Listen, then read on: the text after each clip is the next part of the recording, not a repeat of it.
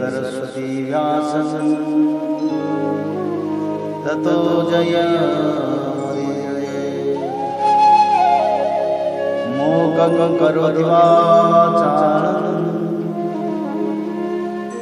पंगुलं लङ्घयते यत्कृपातमहं वन्दे परमानन्दमाधवो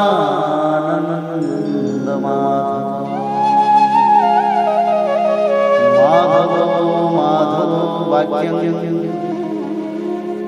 माधवो हरि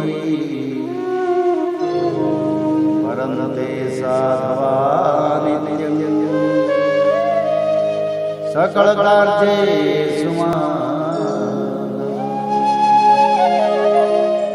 अथ चतुर्थो अध्यायः गज और ग्राह का पूर्व चरित्र तथा उनका उद्धार। श्री सुखदेव जी कहते हैं, परीक्षित, उस समय ब्रह्मा, शंकर आदि देवता, ऋषि और गंधर्व श्री हरि भगवान के इस कर्म की प्रशंसा करने लगी तथा उनके ऊपर फूलों की वर्षा करने लगी। स्वर्ग में दुंदबियाँ बजने लगी, गंधर्व नाचने गाने लगे, ऋषि चारण और सिद्धगण भगवान पुरुषोत्तम की स्तुति करने लगी। इधर वह ग्राह तुरंत ही परम आश्चर्य में दिव्य शरीर से संपन्न हो गया। यह ग्राह इसके पहले हु नाम का एक श्रेष्ठ गंधर्व था। देवल के हिसाब से उसे यह गति प्राप्त हुई थी। अब भगवान की कृपा से वह मुक्त हो गया। उसने सर्वेश्वर भगवान के चरणों में सिर रखकर प्रणाम किया। इसके बाद वह भगवान की सुयश का गान करने लगा। वास्तव में अविनाशी भगवान ही सर्वश्रेष्ठ कीर्ति से संपन्न है। उन्हीं के गुण और मनोहर लीलाएं गान करने योग्य हैं। भगवान के कृपा पूर्ण स्पर्श से उसके सारे पाप ताप नष्ट हो गए। उसने भगवान की परिक्रमा करके उनके चरणों में प्रणाम किया और सबके देखते देखते अपने लोक की यात्रा की। गजेंद्र भी भगवान का स्पर्श प्राप्त होते ही अज्ञान के बंधन से मुक्त हो गया। उसे भगवान ही रूप प्राप्त हो गया। वह पीताम्बरधारी एवं चतुर्भुज बन गया। गजेंद्र पूर्व जन्म में द्रविड़ देश का पांडवंशी राजा था। उसका नाम था इंद्रदुम्न। वह भगवान का एक श्रेष्ठ उपासक एवं अत्यंत यशस्वी था। एक बार राजा इंद्रदुम्न राजपाट छोड़कर मलय पर्वत पर रहने लगे थे।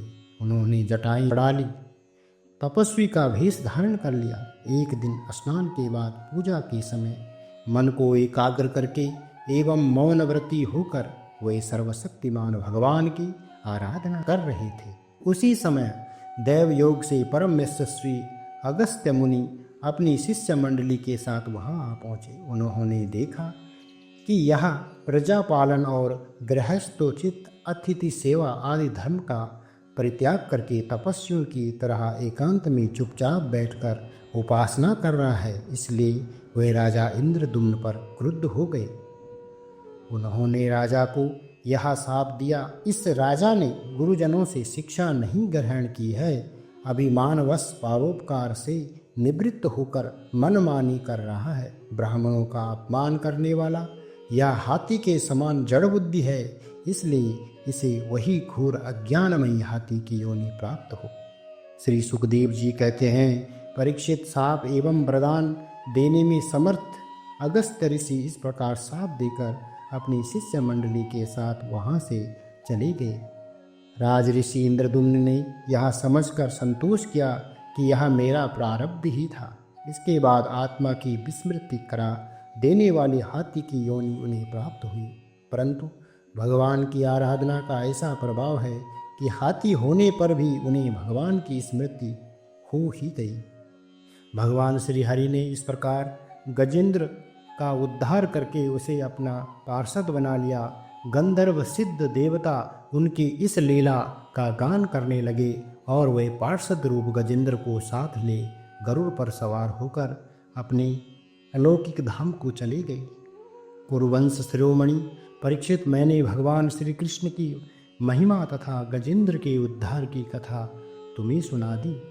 यह प्रसंग सुनने वालों के कलिमल और दुस्वप्न को मिटाने वाला एवं यश, उन्नति और स्वर्ग देने वाला है। इसी से कल्याण कामी द्विजगण दुस्वप्न आदि की शांति के लिए प्रातःकाल जगते ही पवित्र होकर इसका पाठ करते हैं। परीक्षित गजेंद्र की स्तुति से प्रसन्न होकर सर्वव्यापक एवं सर्वभूत स्वरूप श्री हरि भगवान ने सब लोगों के सामने ही उसे यह बात कह दी।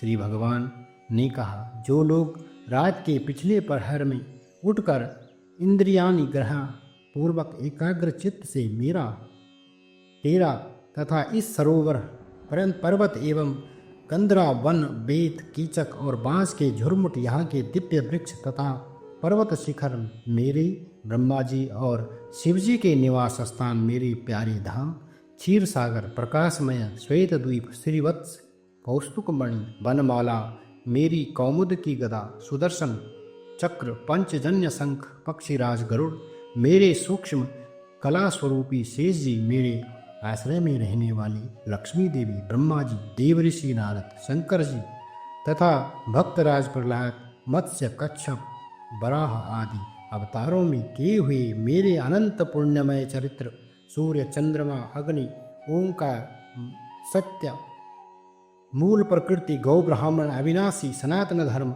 सोम कश्यप और धर्म की पत्नी दक्ष कन्याएं गंगा सरस्वती अलकनंदा यमुना ऐरावत हाथी भक्त शिरोमणि ध्रुव 7 ब्रह्म ऋषि और पवित्र कीर्ति नल युधिष्ठिर जनक आदि महापुरुषों का स्मरण करते हैं, वे समस्त पापों से छूट जाते हैं, क्योंकि ये सब के सब मेरे ही रूप हैं। प्यारे गजेंद्र, जो लोग ब्रह्म मुहूर्त में जागकर तुम्हारी की हुई स्तुति से मेरा स्तवन करेंगे, मृत्यु के समय उन्हें मैं निर्मल बुद्धि का दान करूंगा।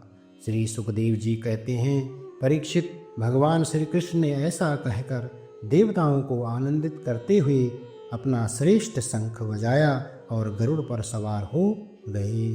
इति श्रीमद्भागवते महापुराणे परमहंसस्यां संहिताया अष्टम स्कंधे गजेन्द्र मोक्षणं नाम चतुर्थो अध्यायः।